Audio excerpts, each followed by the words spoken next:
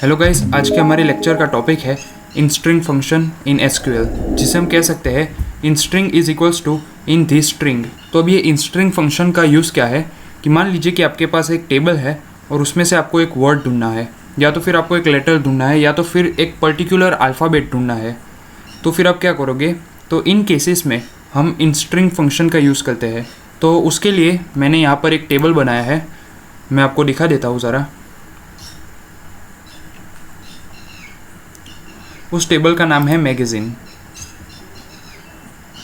और उस टेबल के अंदर दो कॉलम्स हैं, एक है नेम और सेकंड है ऑथर, और दोनों की टाइप है वेरकेर। और अब मैं उसका डेटा भी आपको दिखा देता हूँ। उसके डेटा में नेम के अंदर है मैगज़ीन के नेम और उसके ऑथर का नाम, यानी कि ये फेडेड इश्यूज़ है तो उसके ऑथर का नाम है ये, इंडियन टाइम्स के ऑथर का नाम, लिव फ्री और डाई, इस तरह से हर एक मैगज़ीन और उसके ऑथर का नाम है यहाँ पर। हमारे पास टोटल 6 रोज़ हैं यहाँ पर। तो अब मैं आपको यहाँ पर इन रोज़ के एग्जाम्पल से समझाता हूँ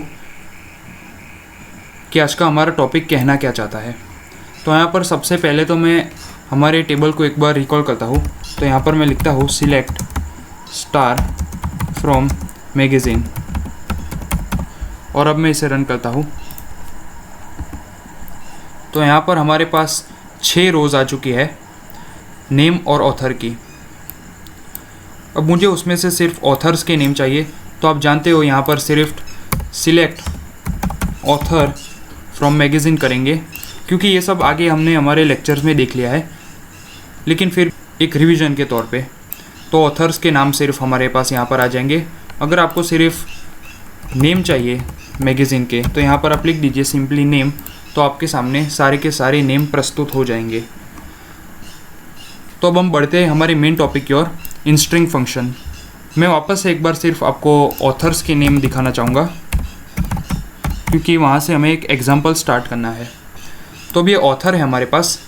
फर्स्ट नेम है बोनहोफर, फिर है चेस्टरसन जी के, फिर है पटेल, यानी कि ये सब सरनेम है हमारे पास, वाइट हेड, क्रूक्स और एनफील्ड। तो अब यहाँ पर मुझे ये जानना है कि हमारे पूरे के पूरे टेबल में हर एक रोज़ में अगर ओ आते हो, यानी कि ये एक रो है हमारी, ये सेकंड, ये रुको, ये एक रो है हमारी, ये हमारी सेकंड रो है, ये थर्ड रो, वैसे हर एक रो में ओ आते हो, ओ कौन से नंबर पे आता है वो मुझे जानना है।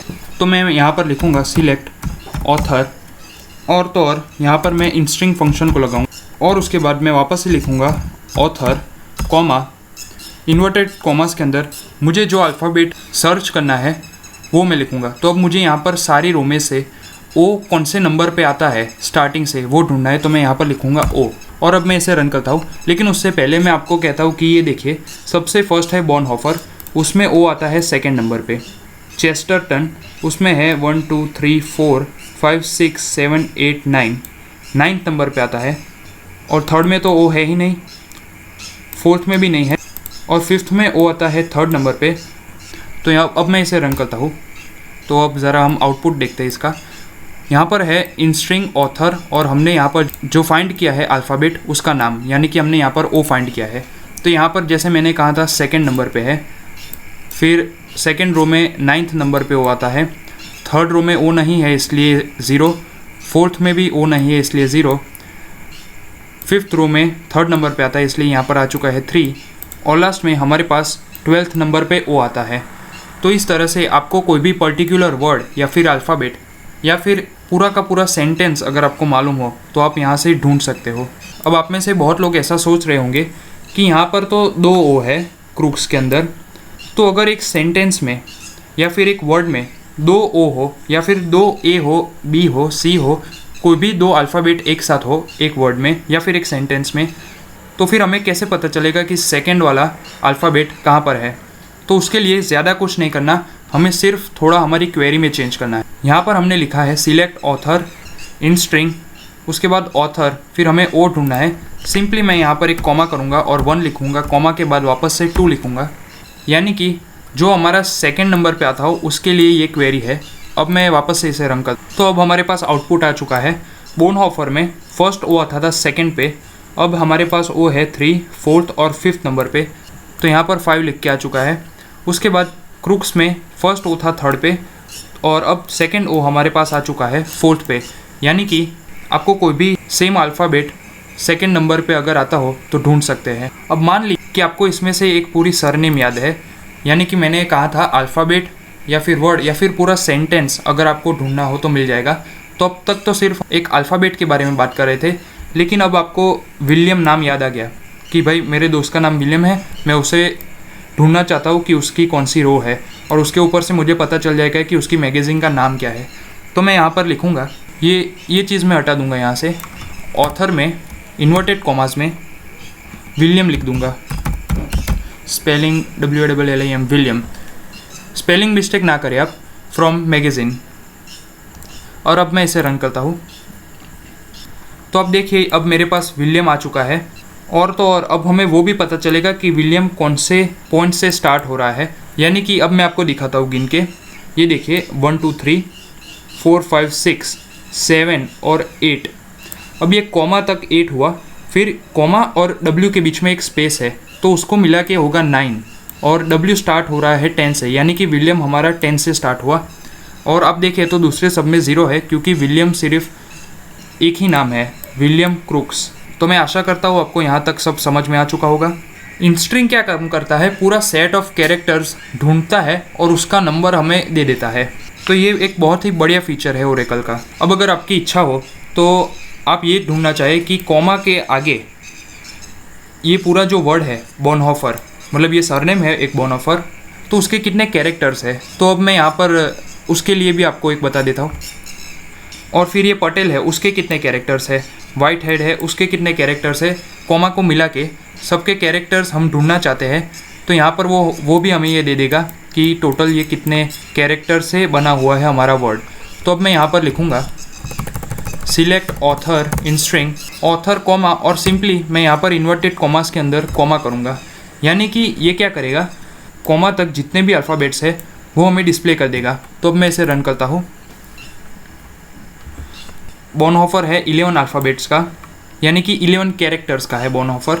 उसी तरह से वाइट हेड है 10 कैरेक्टर्स का, क्रूक्स है 8 characters, Enfield 8 characters.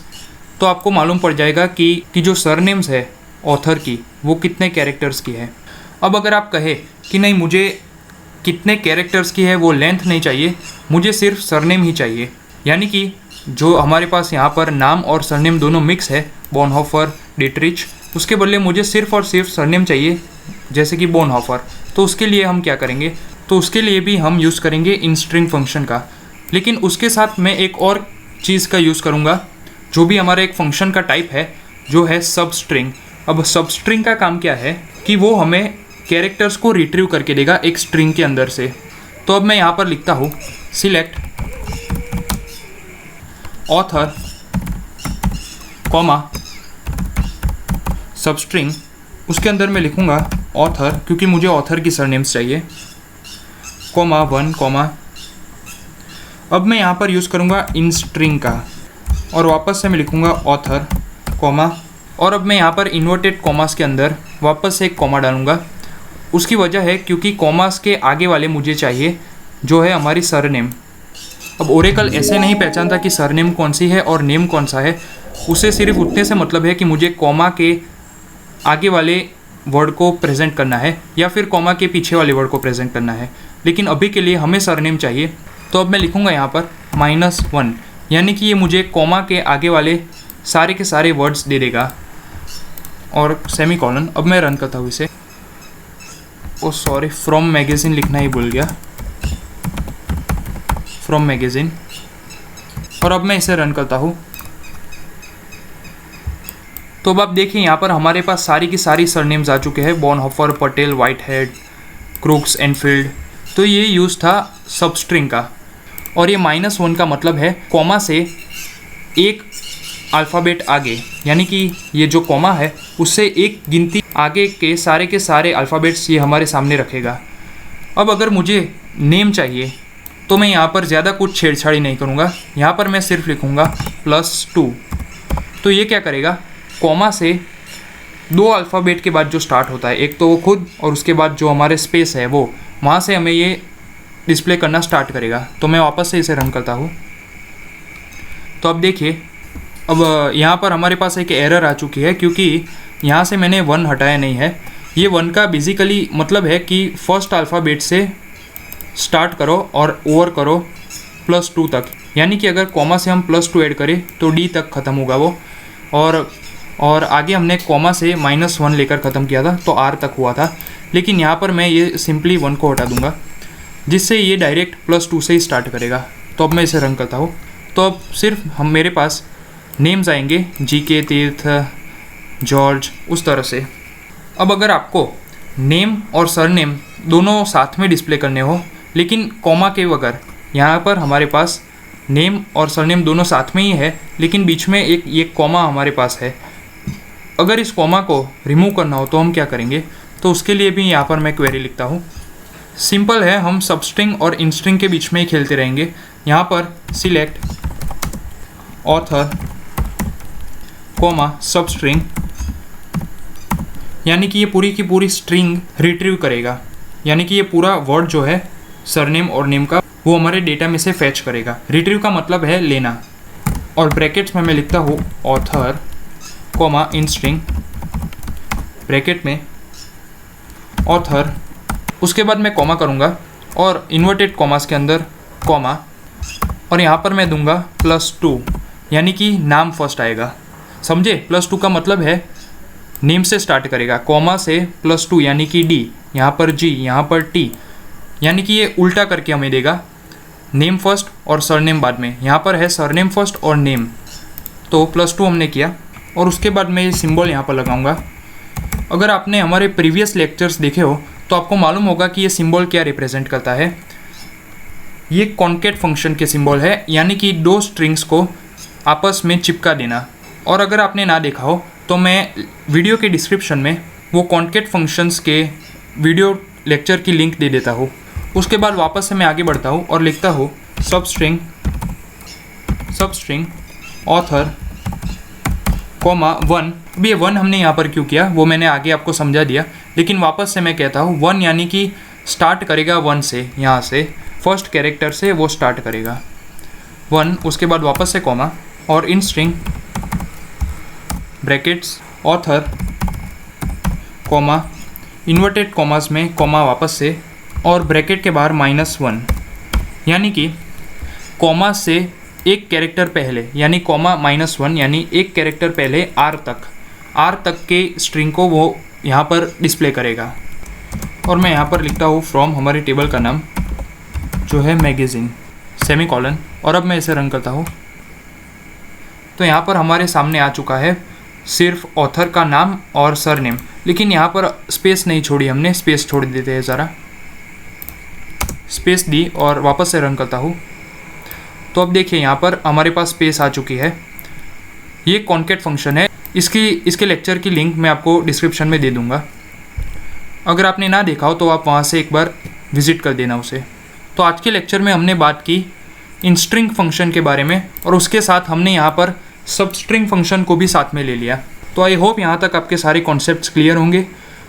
Next lecture में जो हमारे बचे हुए फंक्शंस है उसके बारे में बात करेंगे। अब तक हमने कई सारे फंक्शंस कंप्लीट किए हैं, उसमें से कुछ है concat function, init cap function यानी कि इनिशियल कैपिटल, आज हमने किया इंस्ट्रिंग फंक्शन, उसके बाद हमने किया था लोअर, अपर, साउंड एक्स फंक्शन, और आज हमने दूसरा एक फंक्शन कंप्लीट किया इंस्ट्रिंग। तो अपकमिंग लेक्चर्स में हम इसी तरह से फंक्शंस को कंप्लीट करते जाएंगे। तो उसके लिए आप हमारे साथ बने रहिए, और अगर आपने हमारी वीडियो को लाइक नहीं किया तो उसे लाइक कर दीजिए, और चैनल को सब्सक्राइब नहीं किया तो प्लीज़ उसे सब्सक्राइब कर दीजिए।